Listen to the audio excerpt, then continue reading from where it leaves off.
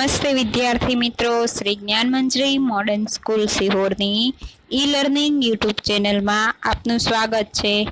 ધોરણ 11 કોમર્સ, વિષય વાણિજ્ય પત્રવ્યવહાર અને સેક્રેટરીયલ પ્રેક્ટિસ, એસપીસીસી વિષયના ગયા લેક્ચરમાં આપણે એસપીના યુનિટ 2ની ચર્ચા કરી રહ્યા હતા। હવે આ યુનિટમાં આપણે આજે આગળ વધીએ। આ યુનિટમાં આપણે ગયા લેક્ચરમાં સેક્રેટરીના ગુણ અને તેના લાયકાતો તેમજ તેની નિમણૂક અંગેની કેટલીક જોગવાઈઓ જોઈ હતી। હવે આજે આપણે સેક્રેટરીના કાર્યો અને તેની ફરજો વિશેની ચર્ચા કરવાની છે। તો જોઈએ સેક્રેટરીના કાર્યો અને ફરજો। ખાનગી કંપની, જાહેર કંપની કે બહુરાષ્ટ્રીય કંપની હોય તેમાં કંપનીમાં સેક્રેટરીનું સ્થાન વિશેષ છે। એ આપણે અગાઉ જ જોયું હતું, પહેલા યુનિટમાં જ તે કે સેક્રેટરી છે એક મહત્વની વ્યક્તિ છે। પછી કોઈ પણ કંપની હોય, કંપની સેક્રેટરીના કાર્યો અને ફરજોનો આધાર કંપનીના કદ, ધંધાનો પ્રકાર, નિમણૂકની શરતો અને સંચાલકોએ સોંપેલા કાર્ય ઉપર આધાર રાખે છે। નિમણૂક અંગે જ્યારે કરાર કરવામાં આવે ત્યારે તેને કેવા કાર્યો કરવાના છે તેની સ્પષ્ટતા કરવામાં આવે છે, બરાબર। એટલે કંપનીના સેક્રેટરીને કાર્યો છે અને તેની ફરજો, એનો આધાર શેના ઉપર હોય તો સૌથી પહેલા તો કંપનીના કદ ઉપર, કે જેટલું મોટું કંપનીનું કદ હશે એટલા વધારે એના કાર્યો અને જવાબદારી રહેવાની છે। પછી ધંધાના પ્રકાર ઉપર, કે કયા પ્રકારનો ધંધો છે તેને ધ્યાનમાં રાખીને સેક્રેટરીના કાર્યો અને ફરજો હશે। પછી છે નિમણૂકની શરતો, બરાબર, શું છે નિમણૂકની શરતો અને સંચાલકોએ સોંપેલા કાર્ય ઉપર આધાર રાખે છે, કે અગાઉ જ્યારે કંપની સેક્રેટરીની નિમણૂક થઈ હશે ત્યારે નક્કી કરવામાં આવ્યું હશે અને સંચાલકોએ પણ નક્કી કરેલું હશે કે સેક્રેટરીને કેટલી સત્તા અને કેટલી જવાબદારીઓ સોંપવી। તો એ પ્રમાણે છે એ જ્યારે કરાર કરવામાં આવે ત્યારે તેના કાર્યોની સ્પષ્ટતા થાય છે, બરાબર, કે સેક્રેટરી છે તેની આટલા પ્રકારની સત્તા અને આવી તેની જવાબદારીઓ રહેશે। તો હવે આપણે જોઈએ સેક્રેટરીના કાર્યો। કંપની સેક્રેટરીના કાર્યોમાં નીચેના કાર્યોનો સમાવેશ થાય છે, જેમાં પ્રથમ છે કે આ કાયદાની જોગવાઈઓ, તે હેઠળના નિયમો અને કંપનીઓને લાગુ પડતા અન્ય કાયદાઓના પાલન બાબતે સંચાલક મંડળને અહેવાલ આપવો, બરાબર। કાયદાની જોગવાઈઓ, તે મુજબના નિયમો અને કંપનીને જે લાગુ પડે છે તેવા કાયદાઓના પાલન માટે તેણે સંચાલક મંડળને અહેવાલ આપવાનો છે, એટલે કે એ અંગેનું એક માર્ગદર્શન રજૂ કરતું હોય એ રીતેનો અહેવાલ તૈયાર કરી અને તેણે સંચાલક મંડળને આપવાનો છે, કે ભાઈ કંપનીને કેવા પ્રકારના કાયદાઓનો અમલ કરવો જોઈએ। તો એ અંગેની સૌથી પહેલાં તો એણે માહિતી મેળવવી પડશે કે કયા પ્રકારની કંપની છે, કેવું તેનું કાર્ય છે અને એ કાર્યને કયા કાયદાઓ લાગુ પડે છે। પછી છે સેક્રેટરીયલ ધોરણોનું પાલન કંપની કરે છે તે જોવું, બરાબર। સેક્રેટરીયલ ધોરણોનું પાલન કંપની કરે છે એટલે કે જે માર્ગદર્શન પ્રમાણે તેણે કામ સોંપ્યું હતું એ મુજબ કામ થાય છે કે નહીં તે પણ જોવાનું છે। નિયત કરવામાં આવે તે ફરજો બજાવવી, જે નક્કી કરેલી છે સંચાલકોએ જે ફરજો એને સોંપી હોય એ ફરજો તેણે પૂરેપૂરી રીતે બજાવવાની છે। તો માત્ર આટલા કાર્યો છે એનો સમાવેશ સેક્રેટરીના કાર્યોમાં થાય છે। તો આપણને શું લાગે કે માત્ર 3 જ કાર્યો છે, પણ એ 3 કાર્યો છે એ આખી કંપનીને અને કંપની સાથે સંકળાયેલી દરેક વ્યક્તિને ધ્યાનમાં રાખી અને સેક્રેટરીએ કરવાના હોય છે। સંચાલક મંડળથી લઈ અને નાનામાં નાના કર્મચારી સુધી તેણે પોતાનું ફરજ બજાવવાની હોય છે। હવે પછી છે સેક્રેટરીની ફરજો। તો નિયત કરેલ ફરજોમાં નીચે પ્રમાણેની ફરજોનો સમાવેશ થાય છે, જેમાં પ્રથમ છે કે કંપનીના સંચાલકોને તેમની ફરજો, સત્તાઓ અને જવાબદારીઓનું માર્ગદર્શન આપવું. કંપનીના સંચાલકોને તેમની ફરજો, સત્તાઓ અને જવાબદારીઓનું માર્ગદર્શન આપવું. સૌપ્રથમ એણે શું કરવાનું છે તો કે સંચાલકો મને માર્ગદર્શન આપવાનું કાર્ય કરવાનું છે, જેથી કરીને એ સંચાલનનું કાર્ય સારી રીતે કરી શકે અને કંપનીને જે યોગ્ય લાગે, કારણ કે કંપની સેક્રેટરી છે એને રોજબરોજનું કાર્ય કંપનીની અંદર રહીને સંભાળવાનું હોય છે, જેથી કરીને એને ખ્યાલ હોય છે કે કઈ પ્રકારે કઈ પદ્ધતિથી સારું કાર્ય થઈ શકે એમ છે, કેવા નિયમો અહીં હોવા જોઈએ, કોને કેવી સત્તાઓ સોંપવી જોઈએ, આ બધી બાબતો એ જાણતા હોય છે. તેથી તેણે સંચાલકોને માર્ગદર્શન આપવાનું હોય છે. પછી છે સંચાલક મંડળની અને સામાન્ય સભા અંગેનું આયોજન કરવું અને તેની સભા નોંધ રાખવી. એટલે કે વારંવાર જે સંચાલકો વચ્ચેની સભાઓ થતી હોય, કંપનીના બોર્ડ ઓફ ડિરેક્ટર્સો વચ્ચે, મેનેજરો વચ્ચે, તેમજ કંપનીના કર્મચારીઓ સાથે પણ ઘણી વખત સંચાલક મંડળ સભા કરતું હોય, તો આવી બધી સભાઓ અંગેનું આયોજન તૈયાર કરવાનું છે અને દરેક સભાઓની સભા નોંધ રાખવાની છે કે કઈ સભા કયા હેતુસર કઈ તારીખે મળી હતી. પછી છે સંચાલક મંડળ સામાન્ય સભા, સરકાર કે અન્ય સત્તાઓ પાસેથી કંપની ધારાની જોગવાઈ અનુસાર જરૂરી મંજૂરી મેળવવી. સંચાલક મંડળ સામાન્ય સભા, સરકાર કે અન્ય સત્તાઓ પાસેથી કંપની ધારાની જોગવાઈ અનુસાર મંજૂરીઓ મેળવવાની છે, એ પણ કાર્ય કરવાનું છે એણે.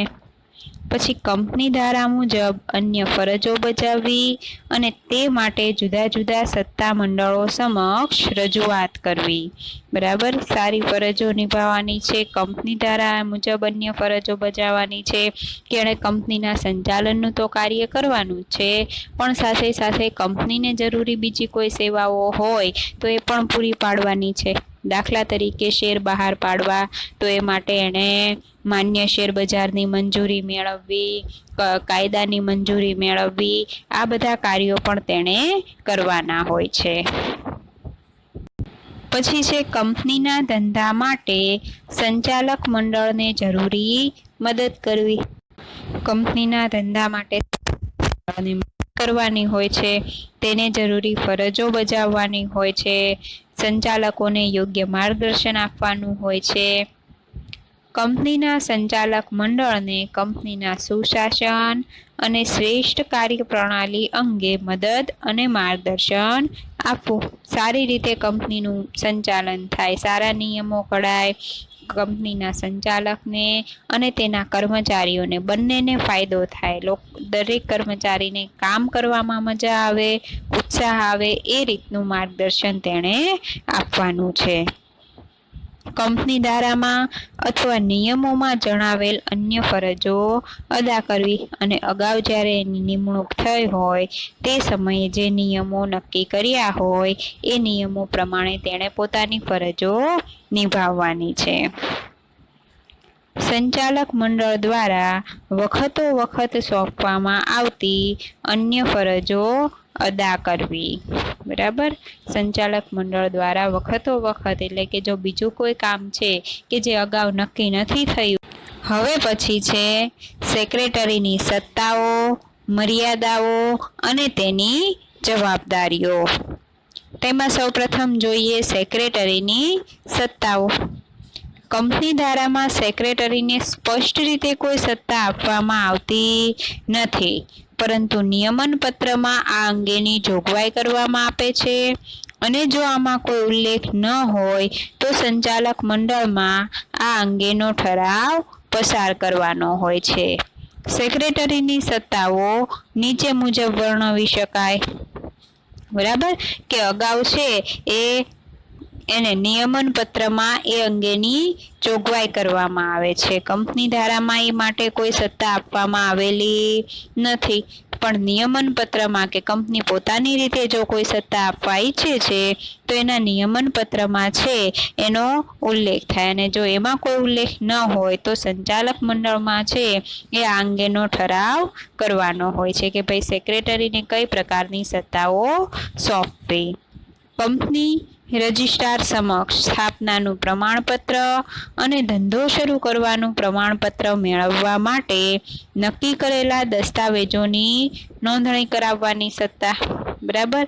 સૌપ્રથમ શું કરી શકે તો કે કંપની રજિસ્ટ્રાર સમક્ષ છે એ કંપનીની સ્થાપનાનું પ્રમાણપત્ર અને ધંધો શરૂ કરવાનું પ્રમાણપત્ર મેળવવા માટે નક્કી કરેલા જે દસ્તાવેજો છે એની નોંધણી કરાવવાની સત્તા તેને હોય છે. બરાબર. એટલે આ સૌથી મહત્વનું કાર્ય છે. ત્યારબાદ સેક્રેટરી ઓફિસ વ્યવસ્થાના વડા હોવાને નાતે જુદા જુદા ખાતાઓ પર દેખરેખ અને અંકુશ રાખવાની સત્તા છે, કારણ કે એણે શું કરવાનું છે તો કે સંચાલક મંડળને માર્ગદર્શન આપવાનું છે, તેને સૂચનો આપવાના છે, અને એના માટે એણે દેખરેખ અને અંકુશ રાખવો જરૂરી છે, જેથી તે શું કરી શકે છે કે એણે જે માર્ગદર્શન આપ્યું છે એ પ્રમાણે તે કાર્ય કરાવી શકે છે. પછી સેક્રેટરીને શેર વહેંચણી પાત્ર, શેર હપ્તા, શેર જપ્તી, શેર ફેરબદલી વગેરે પત્રો ઉપર કંપની વતી સહી કરવાની સત્તા છે. બરાબર. આ બધા જ કાર્યોમાં છે એના માટેના જે પત્રો તૈયાર થયા હોય એના ઉપર છે તે સહી કરી શકે છે. કંપની વતી વિવિધ પક્ષકારો સાથે સેક્રેટરીને પત્ર વ્યવહાર કરવાની સત્તા છે. બરાબર. વિવિધ પક્ષકારો સાથે એ શું કરી શકે છે પત્ર વ્યવહાર કરી શકે છે. એટલે કે કંપની વતી જો કોઈ કાર્ય કરવાનું છે તો કોઈ પણ પ્રકારના પક્ષકારો, એટલે કે એને કોઈ પણ પ્રકારની મદદની જરૂર છે તો રાજ્ય સરકારની મદદ લેવાની હોય, સ્થાનિક સંસ્થાની મદદ લેવાની હોય, કોઈ મંજૂરી લેવાની હોય, અથવા તો કંપની છે એ બીજી કંપનીઓ સાથે જોડાવવા ઈચ્છતી હોય તો એ સમયે કંપનીના પક્ષકારની મદદ લેવાની હોય, આ મંજૂરી મેળવવાની હોય, તો આ રીતે છે એ કાર્ય કરી શકે છે. સેક્રેટરીને કંપની વતી એજન્ટ તરીકે કાર્ય કરવાની સત્તા છે. બરાબર. મેં કીધું એ રીતે કે કોઈ પણ સંજોગોમાં છે એ કંપની બીજા વ્યક્તિઓ સાથે વાટાઘાટો અને કરારો કરી શકે છે. સંચાલક મંડળ પાસેથી મળેલી સત્તાના આધારે સેક્રેટરી કંપની વતી કોઈ કાર્ય કરે તો તે માટે જવાબદાર ઠેરવી શકે છે. બરાબર. સંચાલક મંડળ પાસેથી મળેલી સત્તાને આધારે સેક્રેટરી કંપની વતી કોઈ કાર્ય કરે તો તે માટે કોને જવાબદાર ગણી શકે? કંપનીને, કે ભાઈ પણ મેં જે કાર્ય કર્યું હતું તે કોના માટે? કંપની માટે કર્યું હતું, કંપની વતી કર્યું હતું. સંચાલક મંડળે સોંપેલ કાર્યો કરવાની સત્તા છે. એને સંચાલક મંડળ પાસેથી જે સત્તા મળી છે, જે કાર્યો સોંપ્યા છે તે કાર્યો તે પોતે કરી શકે. એટલે કે કર્મચારીઓ ઉપર દેખરેખ અંકુશ રાખવાની, વિભાગીય અધિકારીઓ ઉપર દેખરેખ અંકુશ રાખવાના છે, તો એની એક સત્તા છે કે ભાઈ એને સંચાલક મંડળોએ પોતાના વતી છે સોંપેલું કાર્ય છે, એટલે એ એની સત્તા ધરાવે છે. પછી એના એ દેખરેખ અને અંકુશના કાર્યમાં કોઈ કર્મચારી વિરોધ કરી શકતા નથી. હવે પછી છે સેક્રેટરીની સત્તાની મર્યાદાઓ.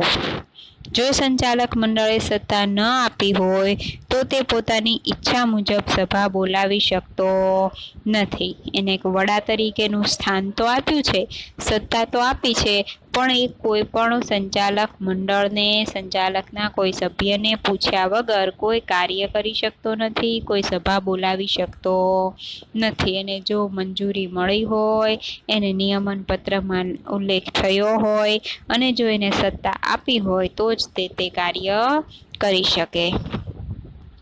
સેક્રેટરી કંપનીના કાર્ય માટે કંપની વતી ઉછીના નાણાં લઈ શકતો નથી. બરાબર. કંપનીના કાર્ય માટે કંપની વતી ઉછીના નાણાં લઈ શકતો નથી. સમગ્ર વહીવટ કરવાનો છે, નાણાકીય જરૂર પડશે, પણ એ શું કરી ના શકે? તો કે કંપનીના કાર્ય માટે કંપની વતી છે એ ઓછીના નાણાં લઈ શકતો નથી. પછી સેક્રેટરી કરાર કરવાની પ્રક્રિયામાં મદદ કરે છે, પરંતુ તે કંપની વતી સત્તા વગર કરાર કરી શકતો નથી. એક કંપનીની બીજી કંપનીઓ સાથે, વિક્રેતાઓ સાથે, ગ્રાહકો સાથે કરારો કરાવવાના છે કાચા માલની લેવડ દેવડ માટે, બરાબર? તો એ માટે કરાર કરવાની પ્રક્રિયા કરે, પરંતુ એ સત્તા વગર થઈ શકે નહીં. જો એને સત્તા મળી હોય કરારના કાર્ય માટેની તો જ તે કરાર કરાવી શકે.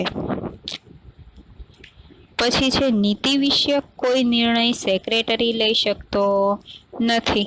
નીતિને લગતા, નિયમોને લગતા કોઈ નિર્ણયો છે સેક્રેટરી લઈ શકે નહીં. હા, તે માર્ગદર્શન આપી શકે પણ એ નિર્ણય લઈ શકે નહીં. સંચાલકોએ આપેલી સત્તા સિવાય કરાર કરે તો તે કંપનીને બંધન કરતા નથી.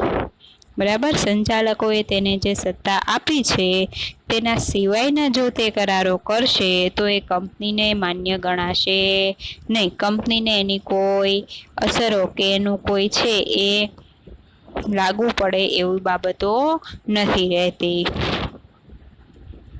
સેક્રેટરી જાહેર જનતાને સત્તા વગર શેર આપી શકે નહીં. કોઈ પણ કંપનીના સેક્રેટરી પોતાની કંપનીના નામે બીજા કોઈ પણ વ્યક્તિને સત્તા વગર શેર વહેંચી શકશે નહીં. જો એને સત્તા મળી હશે તો જે શેરની વહેંચણી કરી શકશે. તો આ હતી સેક્રેટરીની કેટલીક સત્તાઓ. હવે તેની જવાબદારીઓ જોઈએ. તો આપણને ખ્યાલ જ છે કે જ્યાં સત્તા હશે ત્યાં જવાબદારીઓ પણ હશે. બરાબર? એટલે સેક્રેટરી પાસે જેટલી સત્તાઓ છે એટલી સાથે સાથે તેણે પોતાની જવાબદારી પણ નિભાવવાની રહે છે. તો કંપની સેક્રેટરી નીચે મુજબના સંજોગોમાં જવાબદાર બને છે. સેક્રેટરી કંપની ધારાઓનું ઉલ્લંઘન કરે અને કાયદા મુજબ કાર્યો ન કરે તો તેની જવાબદારી ઊભી થાય છે. કંપની ધારાનું એટલે કે કંપની ધારાના નિયમોનું પાલન ન કરે અને કાયદા મુજબ કાર્ય ન કરે તો એ જવાબદાર ગણાશે. કંપની રજિસ્ટ્રાર પાસે સમયસર જરૂરી દસ્તાવેજો સેક્રેટરી ન મોકલે તો તે જવાબદાર ઠરે છે. તેની પહેલી જે સત્તા હતી એ સત્તા એ સમયસર પૂરી નહીં કરે તો એના માટે જવાબદાર ગણાશે કે ભાઈ સમયસર દસ્તાવેજો મોકલવામાં આવ્યા નથી. સેક્રેટરી સત્તાનો દુરુપયોગ કરે, ગુપ્ત કમિશન મેળવે તો તેને દંડ અને સજા અથવા બંને પ્રકારની સજા થઈ શકે છે. બરાબર? પોતાની સત્તાનો દુરુપયોગ કરે છે, વડો બની ગયો છે કંપનીનો એટલે એ પોતાની સત્તાનો દુરુપયોગ કરે છે, ગુપ્ત કમિશન મેળવે છે, કંપનીના શેર ચોરાએ બહાર પાડે છે, એનું વેચાણ કરી અને એમાંથી આવકો મેળવતા હોય. બરાબર? તો આ રીતે કરે ત્યારે એને દંડ અને સજા થઈ શકે છે. જો સેક્રેટરી સત્તા બહારના કાર્ય કરે, કંપની સાથે દગો કરે કે છેતરપિંડી કે વિશ્વાસઘાત કરે ત્યારે જવાબદાર ઠરે છે. સત્તા બહારનું કોઈ કાર્ય કરે, કંપની સાથે દગો કરે, તેની ગુપ્ત બાબતો છે બહાર પાડે, બીજી કંપનીઓ સુધી પહોંચાડે, તો તેવા સંજોગોમાં છે એ સેક્રેટરી પોતે જવાબદાર રહેશે. સેક્રેટરી તેના કાર્યમાં અક્ષમ્ય બેદરકારી દાખવે અને તેના કારણે જો કંપનીને નુકસાન થાય તો તે ભરપાઈ કરવાની જવાબદારી સેક્રેટરીની છે. બરાબર? અક્ષમ્ય બેદરકારી દાખવે છે. બરાબર? કે વધુને વધુ બેદરકારી હોય, સાવચેતી ભર્યા પગલાં ન લે, સમયસર કાર્ય પૂરું ન કરાવી શકે, નિયમોનું પાલન ન કરાવી શકે અને તેના કારણે જો કંપનીને નુકસાન થયું હોય તો તે ભરપાઈ કરવાની જવાબદારી સેક્રેટરીની રહેશે. પછી છે સભા પૂરી થયા બાદ સેક્રેટરી જરૂરી નોંધ ન રાખે, સભા નોંધ ન રાખે ત્યારે તે જવાબદાર ગણાય છે. બરાબર? સેક્રેટરીએ શું કરવાનું છે કે જે સભા કંપની દ્વારા ભરવામાં આવેલી છે, સંચાલક મંડળોની હોય કે કોઈ સામાન્ય સભા હોય, પણ એમાં કઈ બાબતો રજૂ થઈ, કઈ તારીખે હતી, એમાં કઈ કઈ નોટિસ કરવા જેવી બાબતો છે કે ભવિષ્યમાં કયા ફેરફારો કરવાના છે એ અંગે કોઈ સભા મળી હોય તો એનું એણે ધ્યાન રાખવું અને તેની ખાસ નોંધ રાખવી જરૂરી હોય છે. જો આવું ન કરવામાં આવે તો સેક્રેટરી તેના માટે જવાબદાર ગણાય. પછી છે નિયત સમય મર્યાદામાં કંપની ધારાની જોગવાઈ અનુસાર વાર્ષિક હિસાબો કંપનીની સામાન્ય સભામાં રજૂ ન કરે તો તે જવાબદાર ગણાય છે. બરાબર, વાર્ષિક હિસાબો જો સમયસર રજૂ ન થયા હોય તો તે જવાબદાર ગણાય છે, કારણ કે હિસાબો તો એણે જ રજૂ કરવા પડશે. કાર્ય બીજા વ્યક્તિઓ દ્વારા થશે પણ એની રજૂઆત, એનો અહેવાલ છે એ તો સેક્રેટરીએ જ સમયસર રજૂ કરવાનો હોય. તેથી એની જવાબદારી બને છે કે સમયસર કાર્ય પૂરું કરાવે. પછીની છેલ્લી જવાબદારી છે કે જો સેક્રેટરી દસ્તાવેજોમાં બિન અધિકૃત ફેરફારો કરે છે, કંપનીના દસ્તાવેજોમાં તે પોતાની જાતે કોઈ પણ પ્રકારનો ફેરફાર કરે છે જે તેનો અધિકાર નથી, છતાં પણ એ ફેરફાર થાય છે તો તે છે એના માટે જવાબદાર રહેશે. હવે સેક્રેટરીના હોદ્દાનો અંત.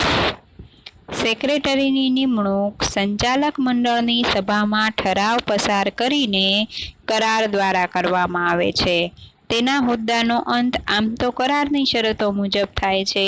તદુપરાંત નીચેના સંજોગોમાં પણ કંપની સેક્રેટરીના હોદ્દાનો અંત આવે છે. બરાબર કે એની સમય મર્યાદા તો નિશ્ચિત હોય છે કે આટલા વર્ષ સુધી છે એ કંપની સેક્રેટરીનું પદ ભોગવી શકશે, પણ અમુક સંજોગોમાં છે એ પણ કંપનીના સેક્રેટરીના હોદ્દાનો અંત આવતો હોય છે.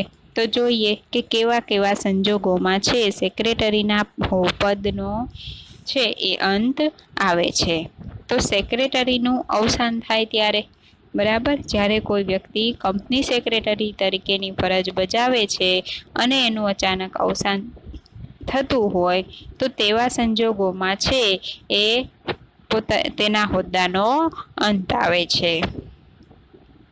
પછી છે તે કરાર કરવા અસમર્થ બને ત્યારે, તેનાથી કંપનીના કાર્યો છે એ યોગ્ય રીતે થઈ શકે તેમ નથી, તે પોતાનો કરાર, પોતાનો કોન્ટ્રાક્ટ પૂરો કરી શકે તેમ નથી, તો તેવા સંજોગોમાં પણ એના હોદ્દાનો અંત આવે. પછી છે કંપની નોટિસ આપીને સેક્રેટરીને છૂટો કરે ત્યારે, બરાબર, શું કરવામાં આવે છે કે કંપની દ્વારા નોટિસ આપી અને સેક્રેટરીને તેના પદ ઉપરથી છૂટો કરવામાં આવે છે. પછી છે સેક્રેટરી પોતે રાજીનામું આપે છે, પોતાની ઈચ્છા મુજબ નોકરી છોડે છે તેવા સંજોગોમાં. પછી કંપની સેક્રેટરી છે એ કંપની જોડે છેતરપિંડી કરે, વિશ્વાસઘાત કે દગો કરે ત્યારે પણ તેના હોદ્દાનો અંત આવે છે. ત્યારબાદ પોતાના કાર્યમાં અક્ષમ્ય બેદરકારી દર્શાવે અને કંપનીને તેનાથી નુકસાન થાય ત્યારે, બરાબર, તેના કાર્ય તે યોગ્ય સમયે પૂરું નથી કરતો અને તેનાથી કંપનીને નુકસાન થાય છે, તો એવા સમયે પણ કંપની એને છૂટો કરે છે. કંપની ધારાઓની જોગવાઈનું પાલન સેક્રેટરી ન કરતો હોય, અંગત રીતે છૂપો નફો કે કમિશન મેળવતો હોય અને કંપની પડચામાં જાય ત્યાં કે કાયદા મુજબ કંપનીનું વિસર્જન કરવામાં આવે ત્યારે સેક્રેટરીના હોદ્દાનો અંત આવે છે. એટલે કે પેઢીનો કે કંપનીનો અંત આવે ત્યારે સાથે સાથે સેક્રેટરીના હોદ્દાનો પણ અંત આવતો હોય છે. તો આવા સંજોગોમાં છે એ સેક્રેટરીના પદનો અંત આવે છે. હવે જોઈએ સેક્રેટરીનું મહત્વ. આધુનિક વાણિજ્ય વ્યવસ્થા સ્વરૂપમાં કંપની સ્વરૂપ એક વિશિષ્ટ વ્યવસ્થા છે જ્યાં માલિકી અને સંચાલન જુદા જુદા છે. શેરહોલ્ડરો માલિક હોવા છતાં પણ તેઓ પ્રત્યક્ષ રીતે સંચાલન કરતા નથી. કંપનીનું સંચાલન શેરહોલ્ડરો દ્વારા ચૂંટાયેલા પ્રતિનિધિઓ એટલે કે સંચાલક મંડળ દ્વારા કરવામાં આવે છે. કંપની છે એનું સ્વરૂપ મોટું છે, બરાબર.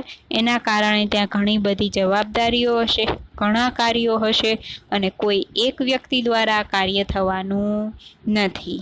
એટલે એના માલિક પણ અલગ હશે, તેના સંચાલન પણ અલગ હશે, તેમાં કામ કરવાવાળા પણ અલગ વ્યક્તિઓ હશે અને આ દરેક છે એકબીજાની જવાબદારીઓથી નિમાયેલા હોય છે, એકબીજાના વતી કાર્ય કરતા હોય છે. તો હોલ્ડરો છે પણ એ પોતે કાંઈ સંચાલન કરતા નથી પ્રત્યક્ષ રીતે, એ બીજા પાસે સંચાલન કરાવે છે અને એના વતી છે પ્રતિનિધિઓ ચૂંટે છે, જે સંચાલક મંડળ કહે છે. કંપની કાયદાકીય રીતે કૃત્રિમ વ્યક્તિત્વ ધરાવે છે. તેની બધી જ ઔપચારિકતાઓ અને કાયદાકીય જરૂરિયાતો પૂરી કરીને કંપનીનું સ્થાપના પ્રમાણપત્ર મેળવવામાં સેક્રેટરીનો અમૂલ્ય ફાળો છે. હવે માલિકોએ જે કાર્ય સંચાલનનું સંચાલક મંડળને સોંપ્યું છે એ પણ પાછા પોતે સંચાલનનું કાર્ય કરતા નથી. એ સંચાલન ઘડે છે પણ એનો અમલ કરાવવા માટે એના વતી બીજા કોઈ વ્યક્તિને નિમે છે અને એ માટે જે વ્યક્તિને નિમવામાં આવે તે વ્યક્તિને સેક્રેટરી તરીકે ઓળખે છે. સૌ પ્રથમ જવાબદારીથી શરૂઆત થાય છે કે કંપનીનું સ્થાપના પ્રમાણપત્ર મેળવવાનું, અને કોણ મેળવી આપે છે? સેક્રેટરી દ્વારા મેળવવામાં આવે છે.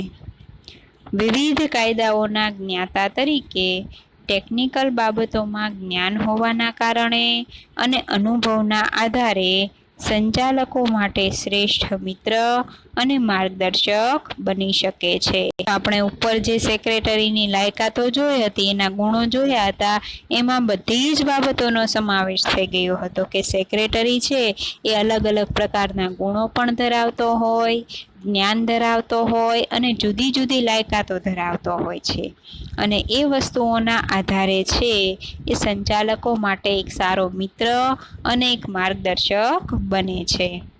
સેક્રેટરી સંચાલકો અને માલિકો વચ્ચે સંકલનનું કાર્ય કરે છે. શું કાર્ય કરે? બંને વચ્ચે સંકલનનું કાર્ય કરે.